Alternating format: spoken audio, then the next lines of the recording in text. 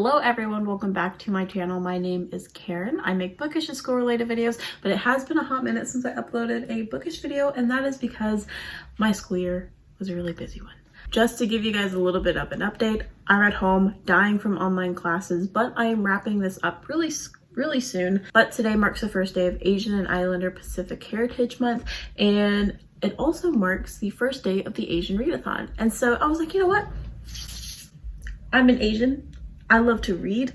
I might as well participate in this. Anyway, I have one more book that I need to read for my history class, and that is The Last Girl by Nadia Murad, which looks like this. I'm really excited about this book because I've heard great things from all my classmates about this book. Anyway, if you don't know what the Asian Readathon is, it is a month-long readathon to honor and support Asian authors and books with Asian characters in them. There are a few different reading prompts to help readers find books for the entire month of May, but I decided that I'm just gonna stick with like 3 to 4 books. I will link all of the information to the Asian Readathon in the description down below. Anyway, I am going to list off all of the prompts and the books that I am going to be reading for the prompts, but the first one is to read a book by any Asian author.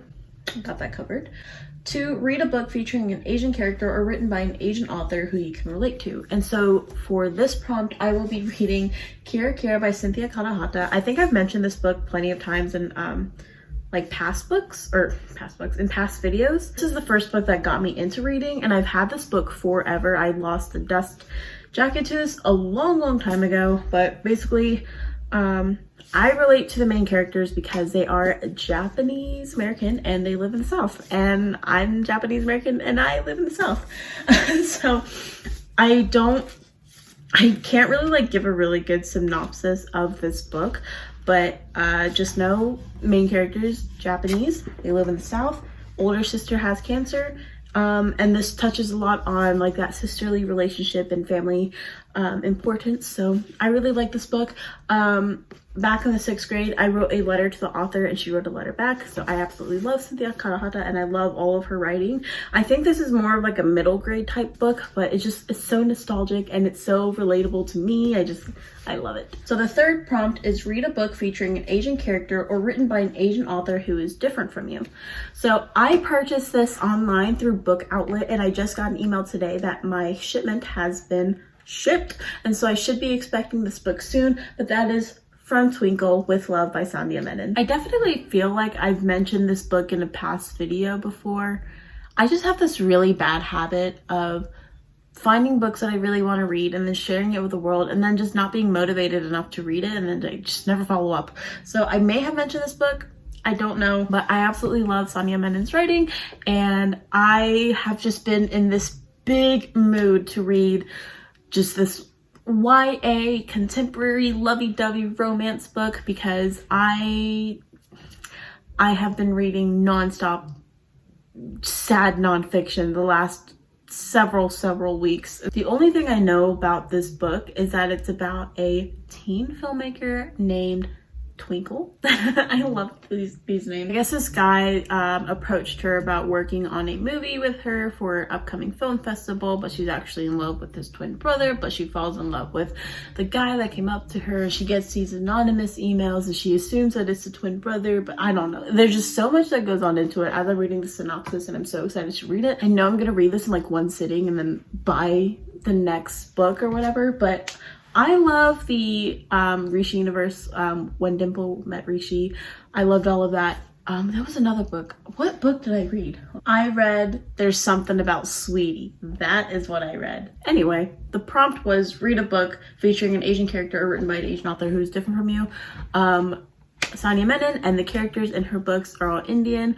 I am not Indian, and so I love reading these books and learning a little bit about their culture. Prompt number 4, read a book recommended by an Asian. So I was watching Twirling Pages on YouTube the other day, and she recommended I Believe in a Thing Called Love by Maureen Gu. Again, this goes into the fact that I've been craving just a very like romancy, lovey-dovey teen book. Anyway, we have our main character Desi, who is a star varsity, what is it? She is student body president, star varsity soccer player. Like, she is just absolutely like at the top, but she's never had a boyfriend. And so she follows these Korean dramas that her dad loves in order to help like navigate this teen romance life that she has to endure.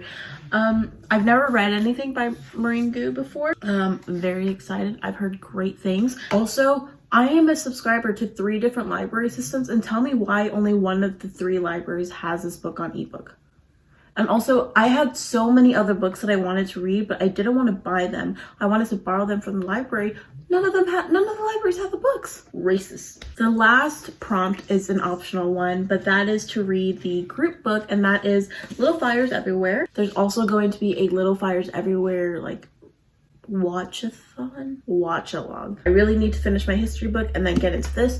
All I know about this story is that this probably takes place in like a small town or whatever. We have one of our main characters who always lives by the rule, and then we have another one that moves in to the neighborhood. I don't know, this is what I'm assuming from what I read, who doesn't follow the rules, who doesn't live by a structured life. I assume, I don't really know. I think I'm gonna do like a reading vlog of this because I don't know what this is about and I want to read it, and I want to also watch the Hulu show. Wait, this video was kind of all over the place. I don't know how to do booktube anymore, but I really do like booktube. Like I said earlier, I've only been reading nonfiction books for the last like 9 weeks.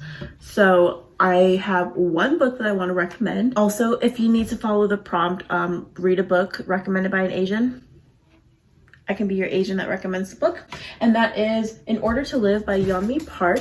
This is a escape narrative about her story escaping North Korea, and as someone who knows almost absolutely nothing about what happens within the North Korean borders and just don't even know where to start with anything learning about that, this is a great book to start off with. And I loved reading this book, but it was a very, very like hard book to read. But you can see that I have marked this book up for class. I got an A on a essay about this book. There's also some pictures and stuff in here, but this is a really touching story, and yeah. Anyway, that is it for this video. I hope you all participate in the Asian Readathon, and if you do, please let me know. Please tag me in photos or in comments or something and let me know what books you are reading. But anyway, I hope you all have a great rest of your day, and I'll see you in my next video, which may be a reading vlog. Bye everyone.